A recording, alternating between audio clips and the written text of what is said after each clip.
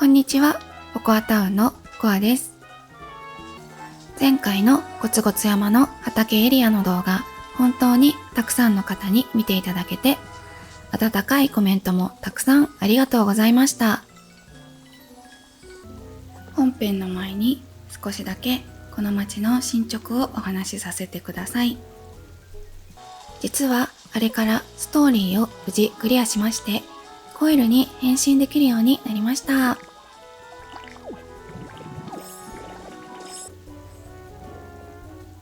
じゃじゃーん。これでさらに街づくりが楽しくなりますよね。早速電磁風油を使ってこの辺りにツタを生やしてみました。やっぱり緑が入ると岩場の雰囲気がぐっと良くなりますよね。あと前回の動画に入れ忘れちゃったんですが、こっちの畑エリアの入り口に水車を立てました。畑の水路からここまで水が流れているイメージで作っています。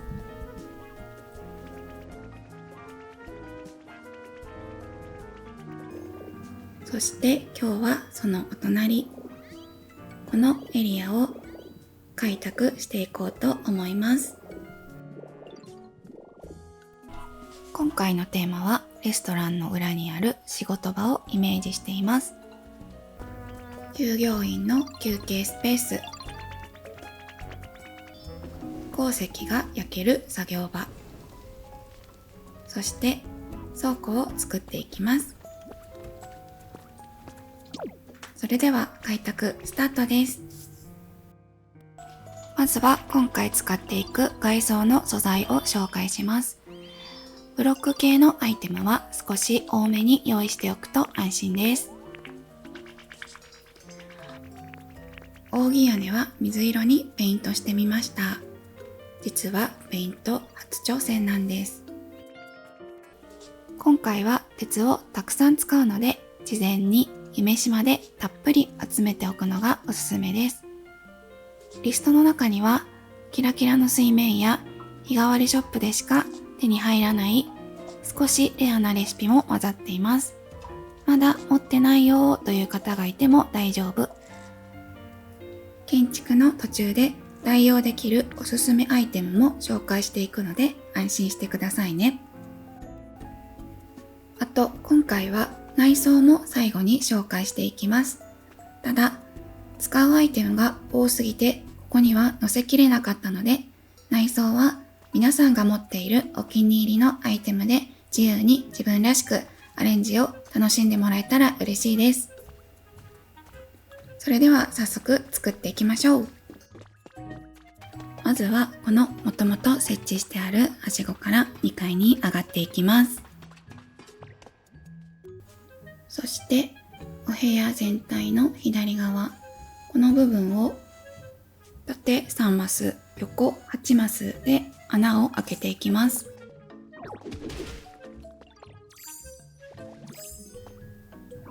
この2階は倉庫にするので、倉庫が暗くならないように今削っているところは大きな窓にします。外の崖も削っていきます。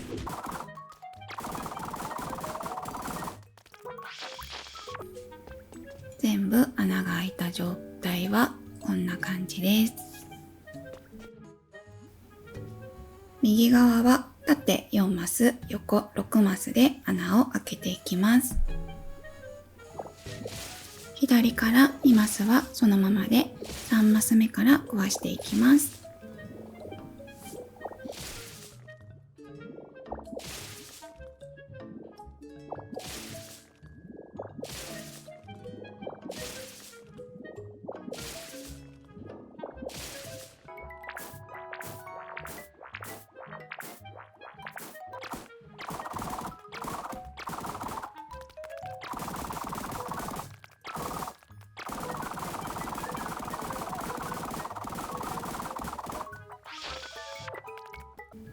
左側も穴を開け終わりました。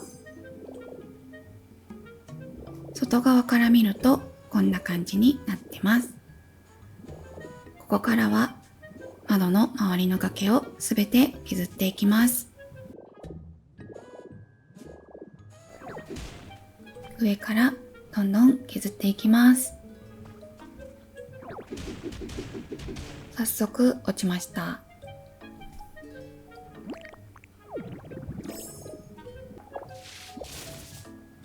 仕切り直して、まずはコイルでしっかり足場を作ってから削っていくことにしました。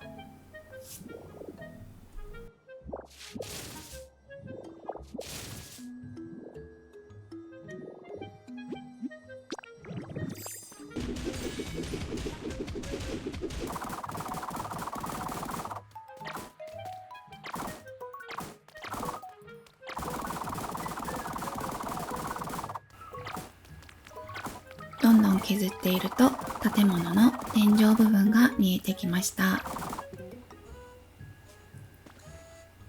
端っこがどこまでなのか確認しています。端っこはここまででした。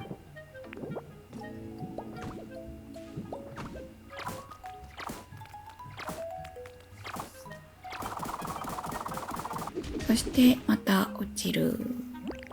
多分皆さんも何回か落ちながら作業する感じになると思います。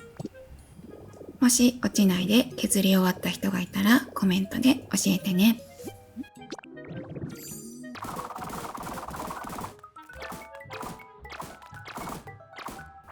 反対側の端っこはここまででした。多分この崖を削っていく作業が今日の建築で一番大変です。でもここさえ終われば、あとはブロックで柱を立てたり置き換えたりするだけでどんどん建物が完成していく予定です。皆さんもこの整地作業頑張っていきましょう。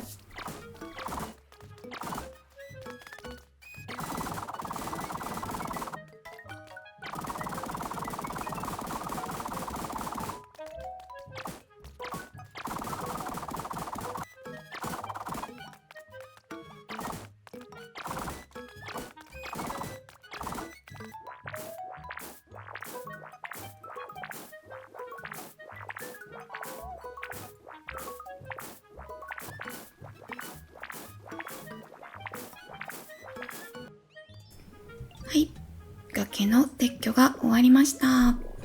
皆さんお疲れ様です。ただもう少しだけ崖を削っていきます。それがこのキッチン付近。ここにも窓を開けて、その周りの崖を削っていきます。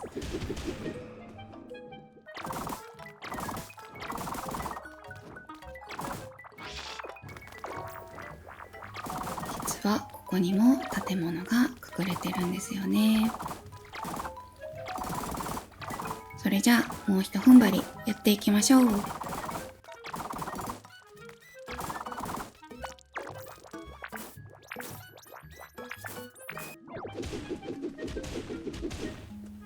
い、これで建物の全貌が見えました。あとは穴が開いているところと欠けているところを修復していきます。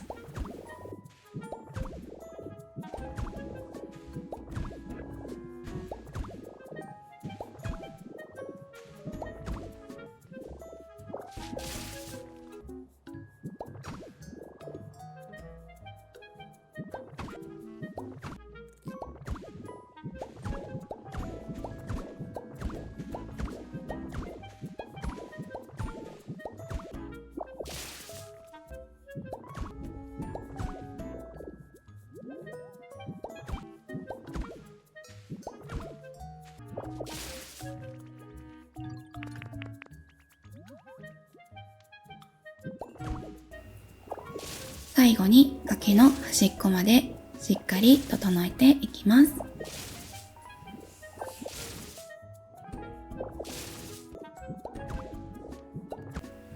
ずっと崖に埋もれていた建物を掘り出してみたら、こんなに立派な建物が出てきました。ここからはこの建物をかっこいい作業場へと蘇らせていこうと思います。まずはこの怪力岩と木を溶けます。そしてこの入り口から直していきます。柱はレンガに変更。石の家シリーズでレンガが使われているので、同じようにアクセントで選んでみました。ここの穴は石の柱で塞ぎます。ここは左右高さを揃えておきます。扉の上をちょっとすっきりさせたかったので、ガラス窓に変更します。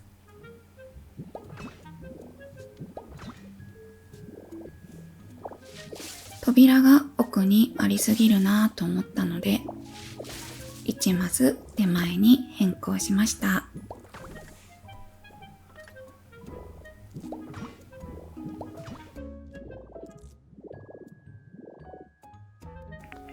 次はここに窓を入れていきたいので、おしゃれ床石を置いて、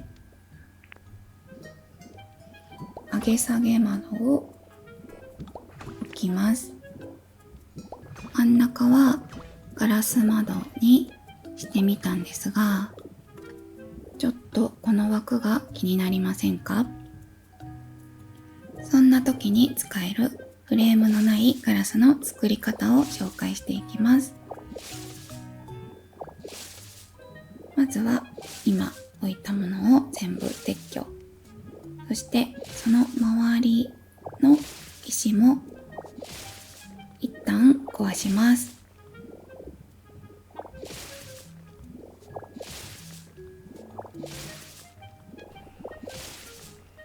そしたら今壊したところ全部にガラス窓を置いていきます。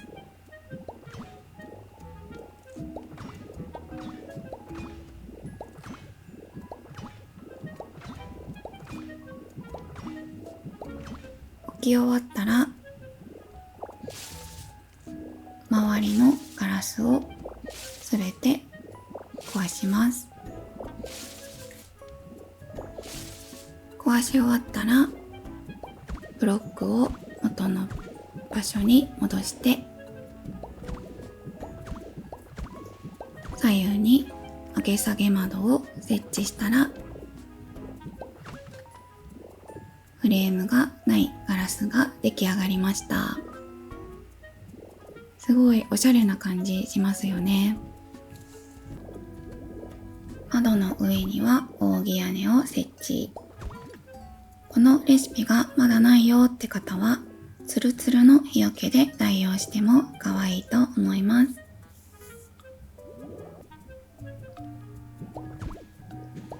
今作った窓の横には、レンガの柱を入り口と同じように立てていきます。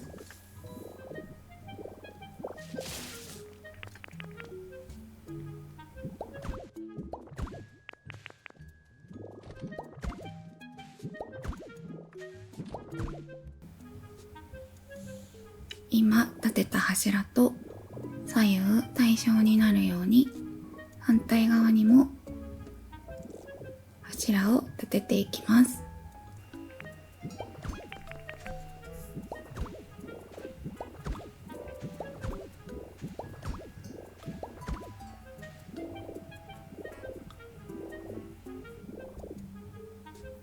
入り口の上が寂しかったので、メタルな柵の扉と柵を飾り付けます。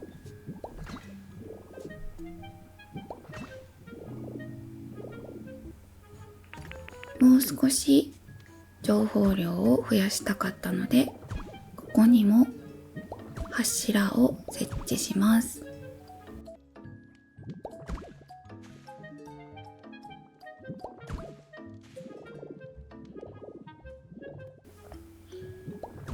反対側も同じように柱を立てようとしたら、さっき立てた柱の位置がずれてました。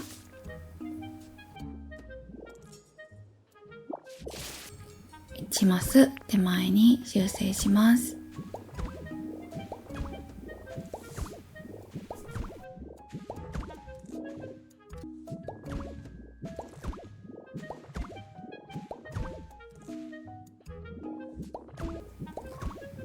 おしゃれレンガの上を反対側の柱まで置いて、レンガの壁をつなげます。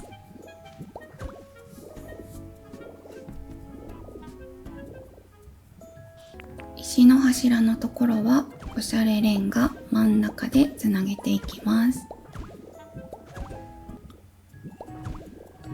その下を埋めます。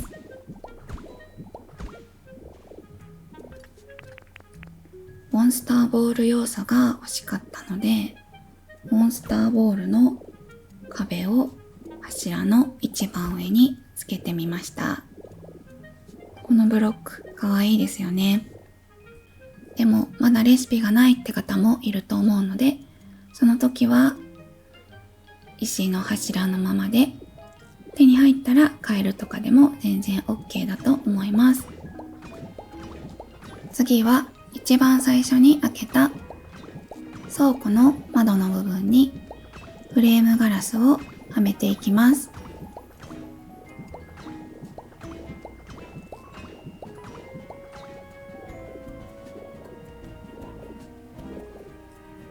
こちら側もすべてフレームガラスで埋めていきます。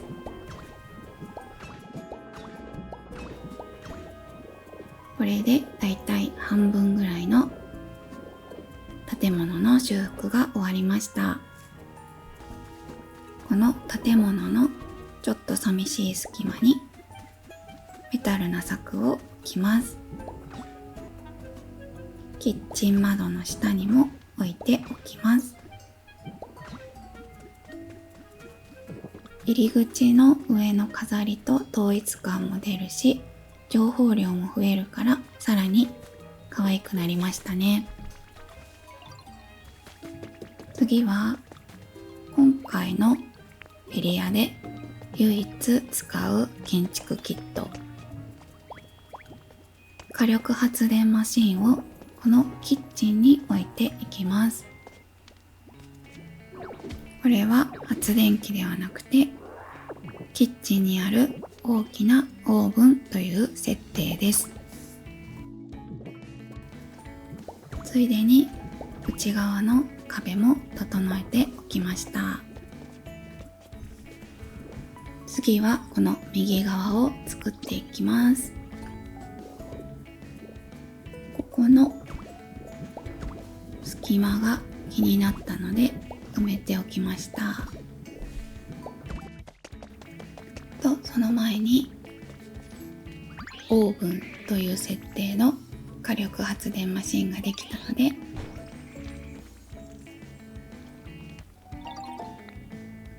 お披露目です。この中に物を入れて燃やすと出てくるもくもくした煙が外から見た時も可愛いので、ここに設置しました。この右側の入り口はまず石のタイルを石の柱の内側に置いていきます。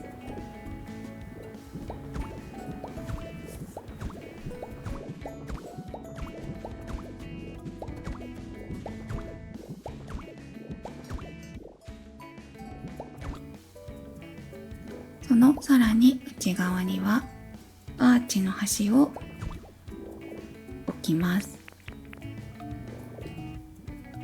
間はつなげておきます。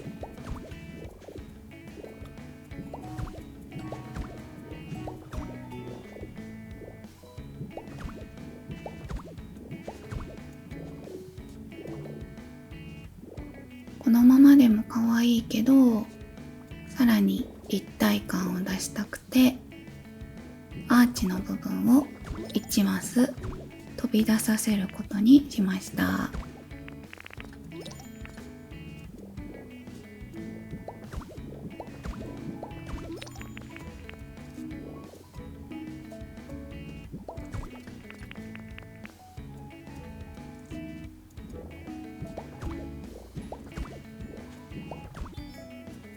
入り口ができたので、次はこのデコボコ板で屋根をつけていきます。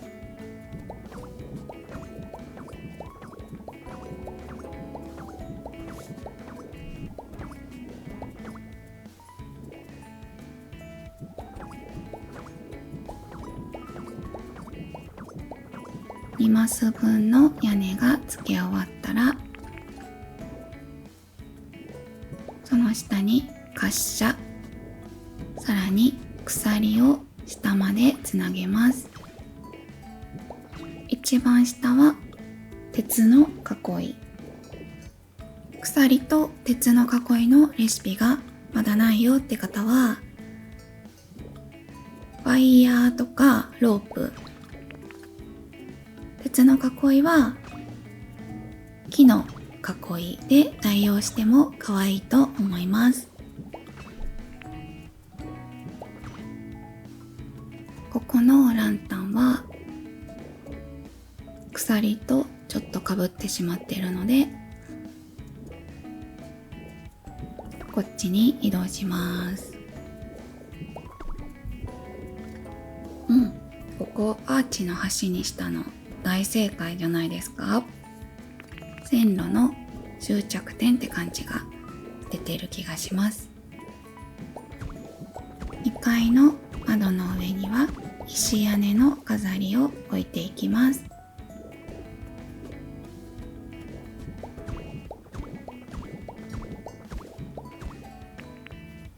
このちょっと出っ張っている入り口の上はちょっと狭いけどベランダっぽくしていこうと思います。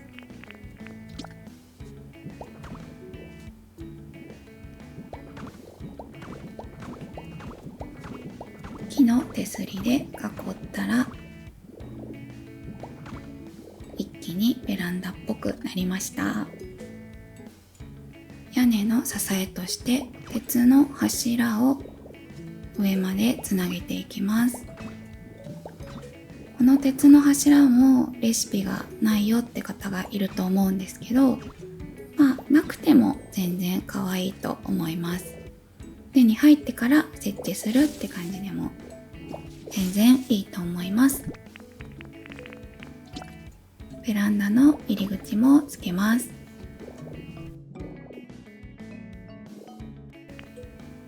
反対側の窓の下にはプランターをつけたいんですが、このままだと置けないので、一回仮ブロックを置くためにデコボコ板を壊していきます。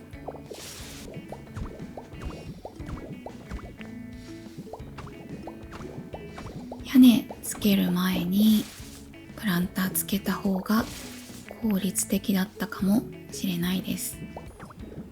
皆さん作るときはプランターから設置してみるのがおすすめです。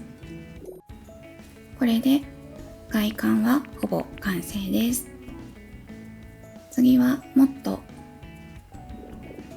リアルな建物っぽくしていくために鉄パイプをいろんなところに設置していきます。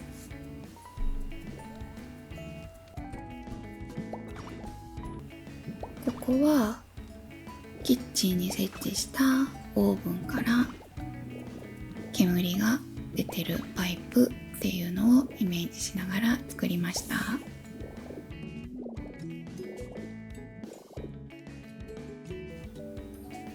このパイプの置き方何通りもありすぎてすごく迷いながら設置してます。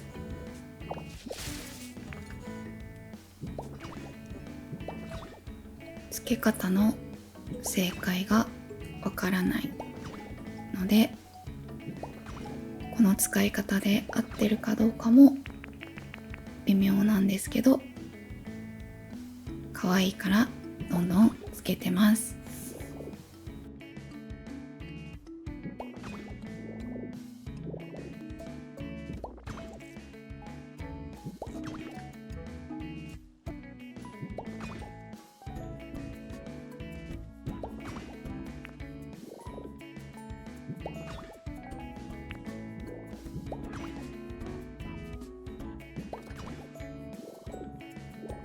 鉄パイプをつけるとこんな感じになりました。建物ののっぺり感も軽減されるし、作業場や倉庫っぽい雰囲気も増す感じがしませんか？次は仕上げの飾り付けです。パーティーライトを入り口に設置。明かりをつけたいので無線送電機を仕込みます。私はなるべく無線送電機は見えるけど目立たないところに仕込むようにしています。土のところはすべて芝生に置き換えます。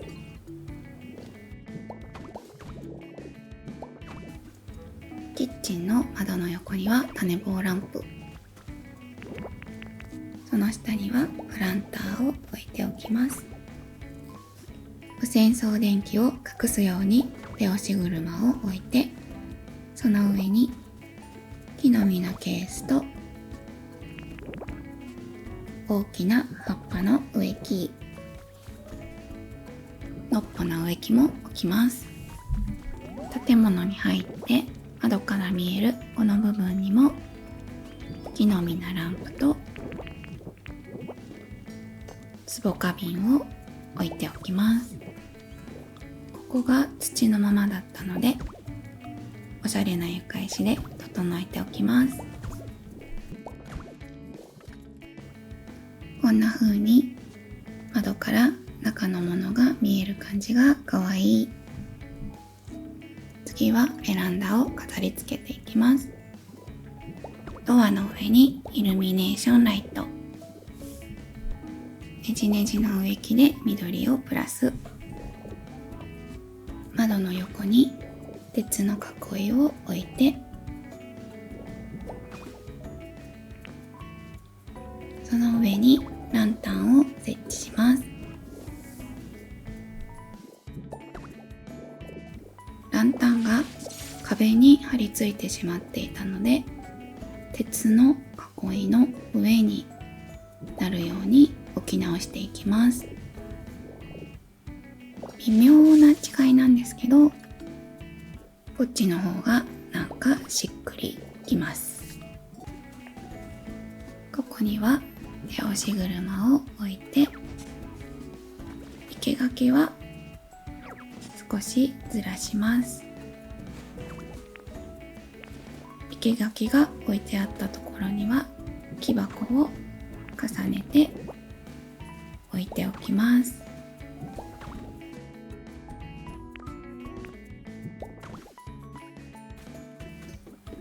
次は線路を整えていきます。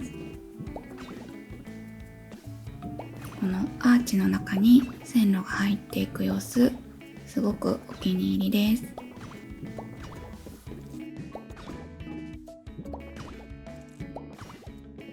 線路の下は砂利にしていきます。この砂利ってレシピもないしコピーもできないので、集めるのが地味に大変でした。中の床も整えていきます。入り口には遮断機も設置しておきます。ここのプランターには岩場の花を植えます。私の町では青と白がデフォルトだったので、この2色を交互に植えてみました。みんなの町は何色でしたか？これで外装はすべて完成です。崖を削り終わった後からこんな感じに生まれ変わりました。ツタとぐるぐるツタをつけたらさらにいい感じに。次は作業場と2階の倉庫を軽く作っておきます。まずはお片付けから。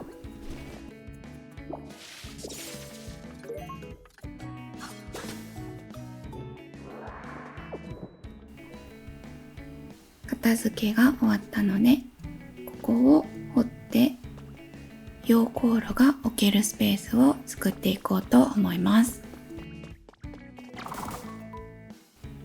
奥行きは6マスで掘ります。溶鉱炉は2段に分けて置きたいので、階段になるように掘っていきます。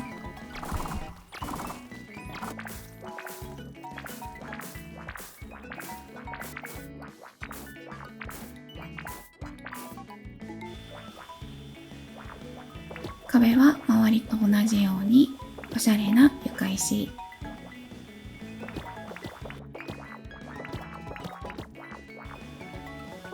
床は石積みの壁に置き換えていきます。溶鉱炉を置こうとしたら奥行きが足りていなかったので修正しています。修正が終わってもう一度溶鉱炉を並べてみたんですが、後ろ側をもう一段高くすることにしました。溶鉱炉と鉄の階段を置いていきます。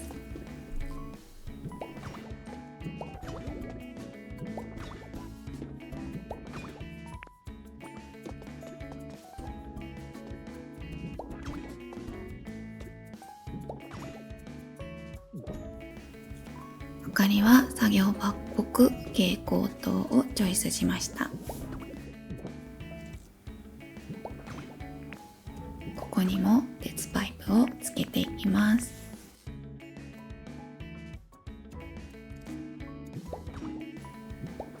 溶鉱炉から出る煙を外に排出しているパイプっていうイメージでつけていってます。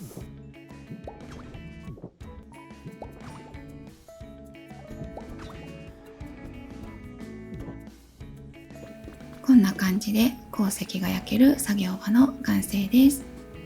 細かい装飾は後ほどお見せします。次は倉庫に上がるための階段をつけていきます。はしごだとポケモンが登れないので、はしごはすべて撤去します。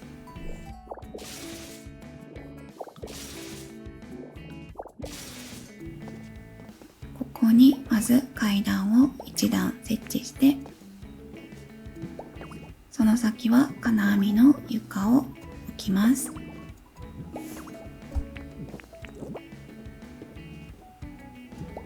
こからは壁に沿って階段をどんどんつなげていきます。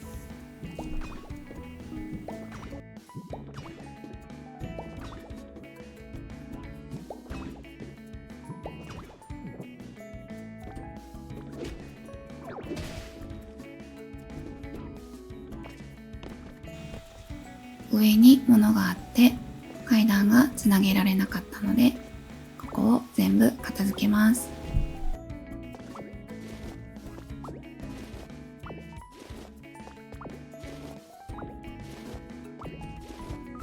片付いたので階段を最後まで設置。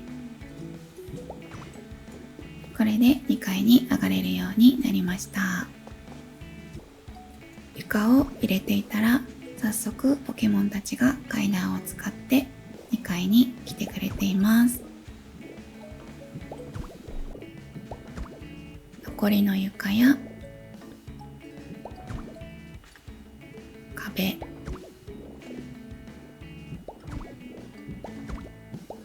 天井を整えておきました。ここにも火力発電マシンを設置します。この火力発電マシンは倉庫の中にある暖炉という設定です。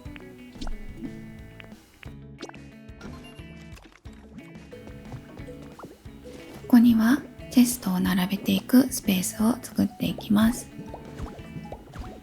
チェストは2段で開きやすくしたいので、ここに何でもいいのでブロックを設置してください。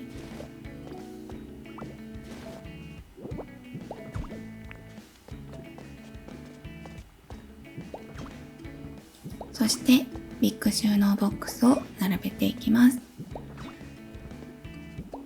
ここのエリアだけでビッグ収納ボックスが18個置けます。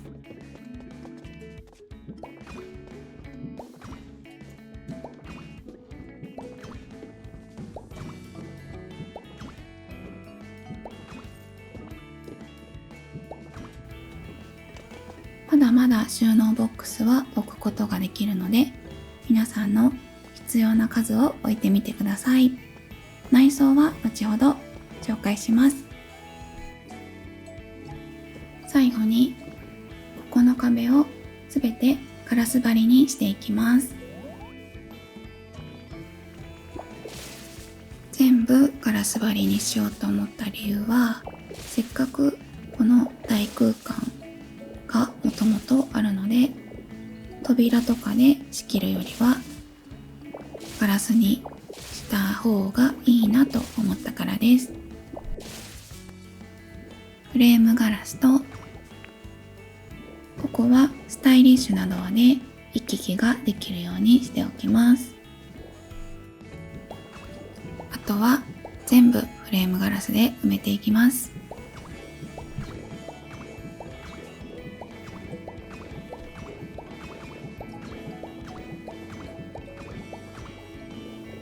すべて入れ終わりました。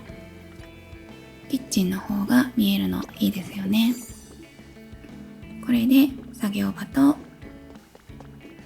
2階に上がる階段、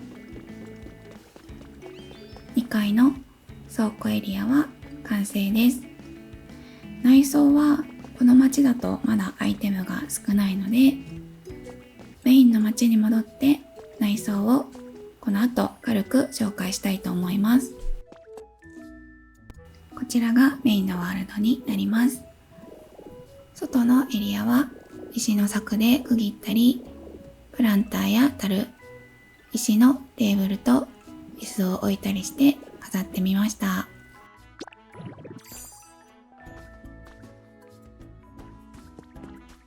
この扉の中に入っていくと、従業員の休憩スペースと、奥はもともとあった倉庫を少し飾ってる感じです。内装はまだまだ勉強中なので、あんまり自信がありません。ここはキルリアの生息地を作って、倉庫の荷物を管理する事務所みたいな感じにしてみました。ここの中は空き家なんですけど、キラーメとキラロフルが住んでるので、鉄を散らかしてくれます。その鉄をトロッコンが仕分けてくれるような仕組みを作ってみました。この集めた鉄を奥の作業場ですぐに焼くことができる便利なエリアとなっています。キッチンはこんな感じでパン窯も置いて、すべての料理ができるキッチンになってます。そしてこのドアの先には鉱石が焼ける作業場。こっちの町は結構資材も潤ってるので、2段目はメタルな溶鉱炉にして、より効率的に鉱石が焼けるようにしています。この奥に鉱石を飾ってるんですが、せっかくなので闇ラミイベントのアイテムも飾っておきたいと思います。このモンスターボールの滑車が鉱石を支えている感じがお気に入りです。の下はとにかくごちゃごちゃさせてみました。発電マシンをそのまま置いてみたり、作業台を開かない状態で置いたりしています。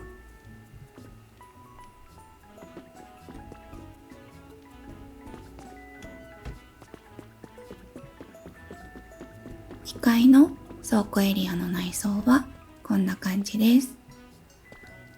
ゴツゴツ山は博物館があったので、ちょっと博物館っぽいアイテムで飾ってみました。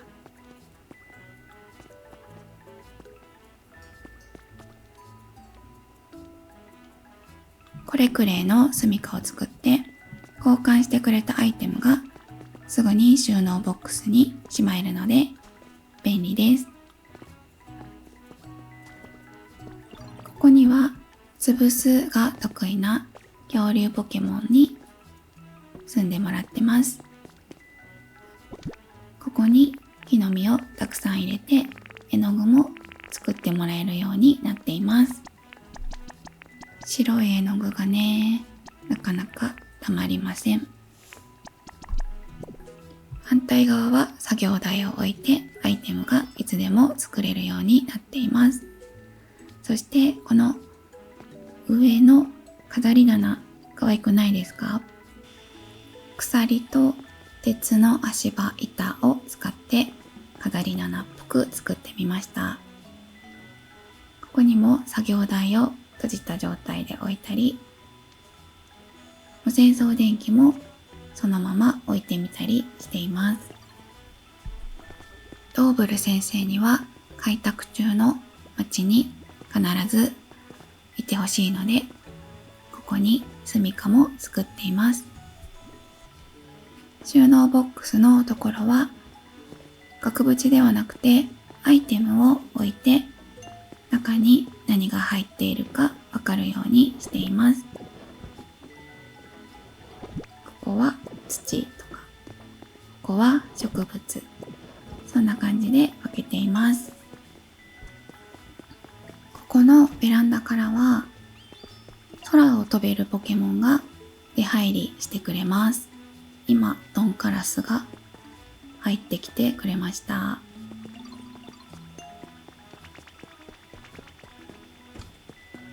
外に出るとゴツゴツ山の景色を一望することができます。この奥の住宅エリアは次回以降動画にしていく予定なのでお楽しみに。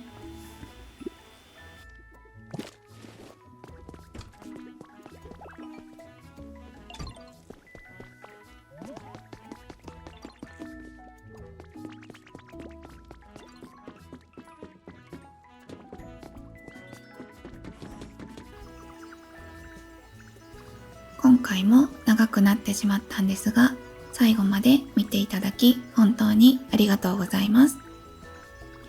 気に入っていただけたらチャンネル登録と高評価で応援していただけるととっても励みになります。次回の動画は今日作ったエリアの隣、ライブ会場付きレストランの作り方を解説していく予定です。